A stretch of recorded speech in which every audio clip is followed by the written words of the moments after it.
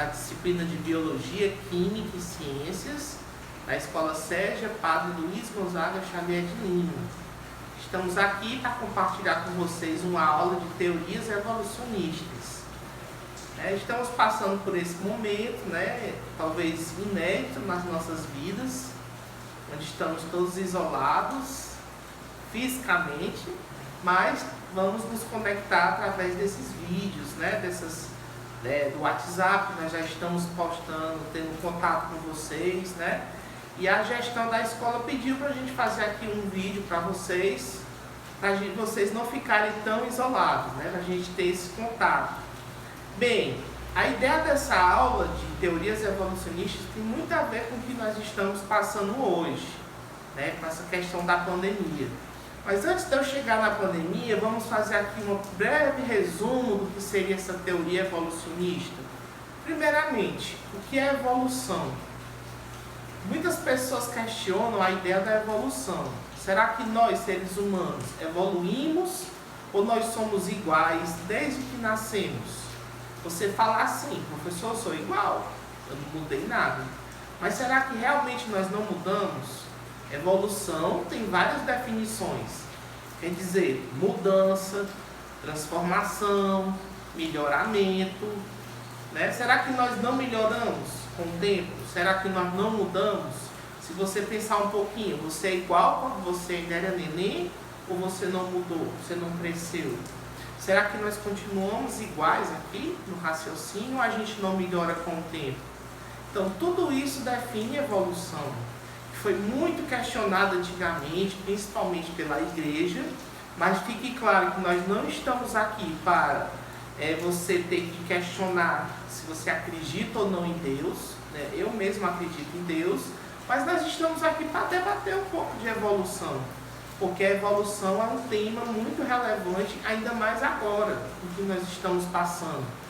Se a gente for ver, a vida ela começou com uma célula. A célula, como a gente está estudando, a gente já estudou, você já deve ter estudado no nosso livro do Sérgio, ou se ainda não estudou, é a unidade que forma todo ser vivo. Vamos imaginar um ovo. Um ovo, a gente pode definir ele como uma célula. A casca do ovo seria o quê? A membrana plasmática, que ela envolve a célula, ela protege a célula.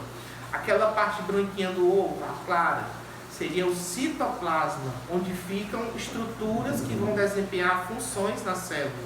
E aquela partezinha amarela do ovo seria o núcleo, onde dentro desse núcleo nós temos o nosso material genético, que seria o DNA, onde leva todas as nossas informações genéticas. E onde é que o professor quer chegar com isso? Bem, a Terra no passado muito distante era um local inóspito. O que é uma coisa inóspita, professor? É um local sem vida. Mas aí começaram a ocorrer eventos na Terra, erupções vulcânicas, os vulcões liberando gases, onde esses gases formaram, com o tempo, foram formando nuvens. E essas nuvens foram se juntando, se aglomerando, e começou a ocorrer grandes precipitações, chuvas. Essas chuvas, com o tempo, foram se acumulando no solo. Mas como o solo era muito quente naquela época, a água batia e voltava. Mas com o tempo esse solo foi esfriando. E essa água que estava vindo das chuvas foi se acumulando e formou os oceanos. Nos oceanos foram surgindo as primeiras formas de vida. Moléculas que foram se agrupando e essas moléculas formaram as primeiras células. As primeiras células que surgiram, elas eram células simples, onde elas não tinham um núcleo, por isso elas eram chamadas de células procarióticas, que são as bactérias. Essas células foram com o tempo se aperfeiçoando, onde elas formaram como é que eu posso dizer para vocês? Uma estrutura que foi protegendo o seu DNA. Essa estrutura, ela foi chamada de carioteca. E com o tempo, essa célula se tornou uma célula bem mais desenvolvida que a procariótica. Essa célula nós chamamos de eucariótica. Quem são os seres que têm células eucarióticas? Os protozoários, os fungos, as plantas e os animais. É aí que nós entramos. Nós fazemos parte do reino dos animais. Esses seres foram se desenvolvendo, o oceano ficou muito pequeno para um horror de seres que foram aparecendo, e alguns foram ocupando nosso espaço que nós vivemos hoje, saindo da água e vindo do espaço terrestre. A vida foi evoluindo, como nós estamos vendo que hoje nós temos animais de vários tamanhos, formas, nós temos plantas, né? E aí a vida foi tomando seu rumo. Foi aí que surgiu, dentro da ciência, um grupo de pessoas que estudavam essas mudanças, que nós chamamos de evolucionistas. Essas pessoas estudavam a evolução dos seres. E a igreja ia um pouco contra essas pessoas, porque ela não aceitava essa ideia de evolução.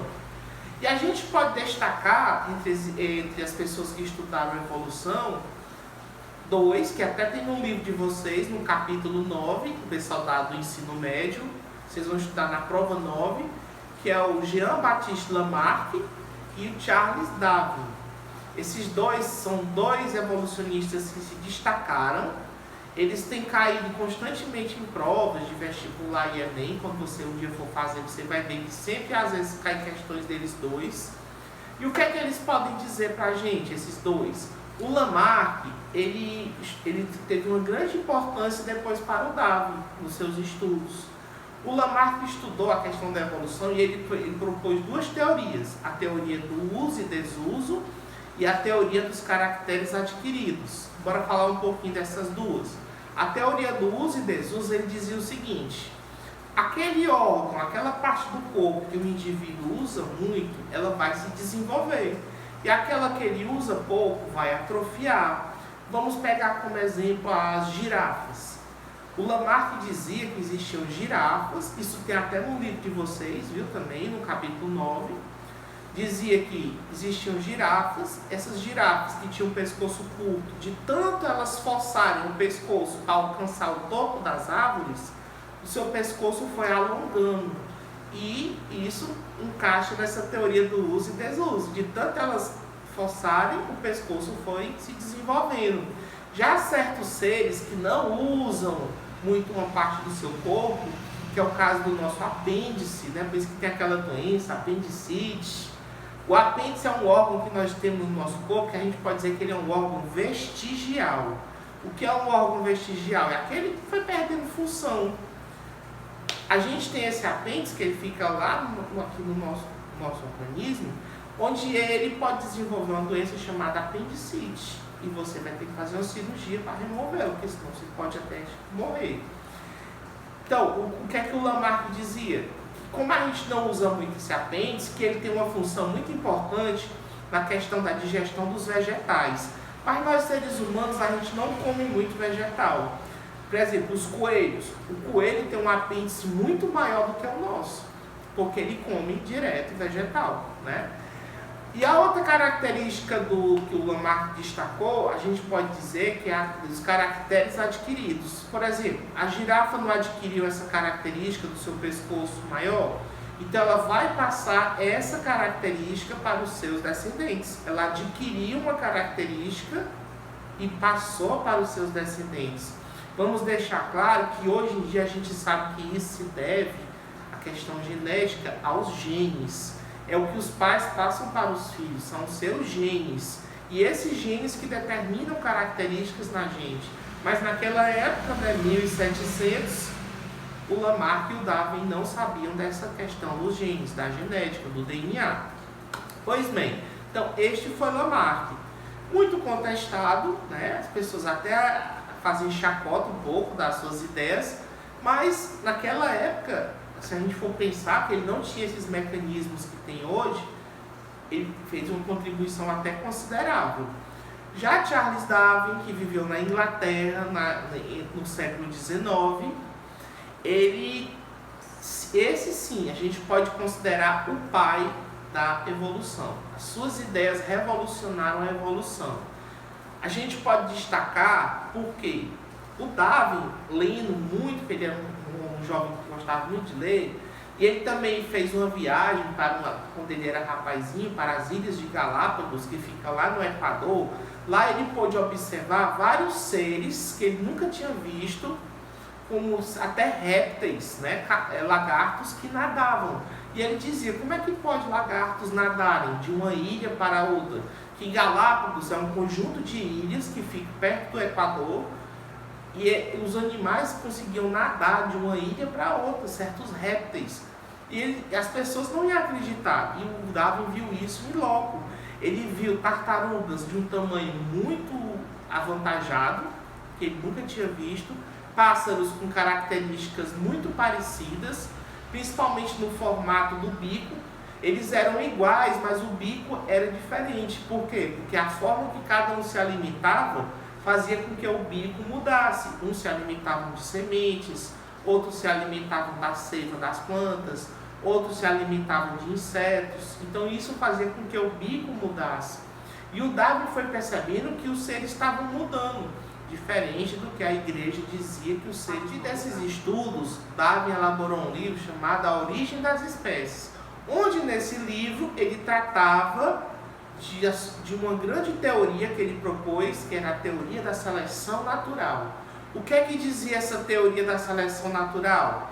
A teoria da seleção natural dizia que o meio, esse meio que a gente vive, ele vai selecionar aqueles seres mais aptos, isto é, aqueles seres que conseguem se adaptar ao ambiente.